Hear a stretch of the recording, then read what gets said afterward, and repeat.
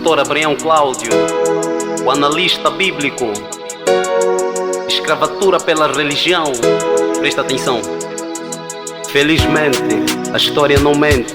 O Império Romano criou um deus utópico para facilmente dominar as mentes. E quando este suposto deus entrou em África, cuspiu sobre o altar da nossa cultura e demoliu o alicerce da nossa estrutura, que sustentava o nosso segredo espiritual e a visão de mundo da nossa espinha dorsal. Fomos vítimas de uma punhalada religiosa que fez verter todo o nosso sangue cultural. E esta punhalada foi bastante perigosa, porque atingiu até esta geração atual. Introduziu-nos a semente da inferioridade e maltratou-nos com toda sorte de crueldade. E por motivo político e econômico, disfarçou-se nas vestes brancas da religião. Parecia um cordeiro, mas no fundo era um leão. Religião é política e igreja é negócio. O sacerdote e o político afinal são sócios. Por detrás das plataformas ecumênicas existem fortes jogadas e estratégicas que sustentam o domínio ditatorial e dão sequência ao sistema neocolonial. O famoso quadro da cabeça de Jesus, pele branca, cabelo liso e olhos azuis, persuadiu o negro a acreditar que Deus é branco. E o complexo de inferioridade racial se expandiu progressivamente como cancro. Mulheres negras se orgulham com cabelos falsos porque se envergonham de suas carapinhas duras. A religião é forte como uma algema de aço, razão pela qual ainda existe escravatura. A cultura é a visão de mundo de cada povo, mas o preconceito e o racismo são egoístas. O africano está a ser colonizado de novo por intermédio da religião xenofobista. Pela fé fui escravizado, pela fé fui enganado, detestei os meus ancestrais. Pela fé neguei a minha história, pela fé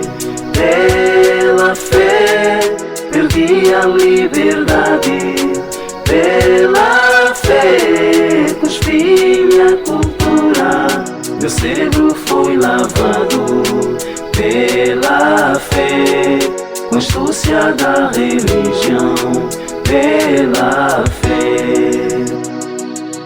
O predador ocultou a sua verdadeira face e usou a religião apenas como manobra. O fim da escravização foi só um disfarce, porque o invasor saiu, mas deixou a sua sombra. Mas como é possível uma África que tudo tem depende de migalhas como se nada tivesse? Uma geração vai, a outra geração vem, mas bom seria que Kwame Nkrumah ainda vivesse. A religião deixou a nossa África manca, por isso dependemos da muleta ocidental. E a política da supremacia branca não passa de uma autêntica lavagem cerebral. Pela fé negamos a nossa cultura e cuspimos sobre o legado dos nossos ancestrais e sofremos religiosa ditadura que causou-nos complexo de inferioridade racial. O tráfico de escravos ainda continua. Antigamente era físico, mas agora é mental. A religião deixou a nossa África nua e a transformou em prostituta cultural, pois desde o princípio Mindela previa uma África alienada através da religião. E hoje o africano tem negrofobia pelos efeitos retroativos da escravização. O passado não pode ser esquecido, por isso é importante estudar o homem que já se foi, pois existe bastante tesouro escondido no cofre do pensamento de um verdadeiro herói.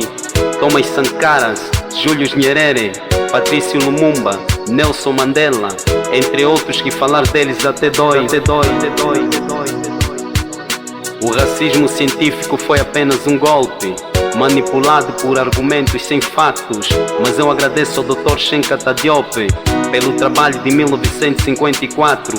Imhotep é o verdadeiro pai da medicina e Hipócrates foi som dos seus discípulos. Mas isto a escola colonial não nos ensina, porque o nosso sistema acadêmico é um ridículo. O invasor foi muito ardiloso como a serpente, pois através da igreja soube ocultar o seu mal e de forma astuta introduziu a semente para o africano ficar contra o africano igual. Abraão, Isaac e Jacó são ancestrais judeus, com todo o respeito trago-os à memória. Não mendigo antepassados, também tenho os meus. Cada povo deve valorizar a sua história. O charlatão usou indumentária sacerdotal para ocultar o seu verdadeiro interesse e por fim escravizou-nos de forma brutal, como se a vida o africano não merecesse.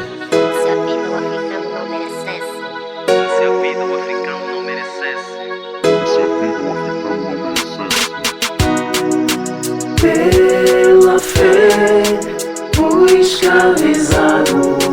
Pela fé fui enganado, detestei os meus ancestrais. Pela fé neguei a minha história. Pela fé perdi a liberdade.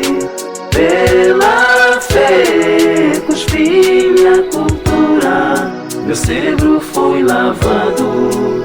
Pela fé, com a astúcia da religião.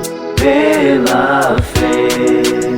Abraços fortes a toda a comunidade dos analistas bíblicos, ao movimento Ubuntu, a todo o elenco dos panafricanistas a nível nacional e internacional, ao meu amigo Dr. Nelson Quassa, Dr. Eugênio Capenda, Dr. Luiz Ambriz, entre outros. Estamos juntos, minha família.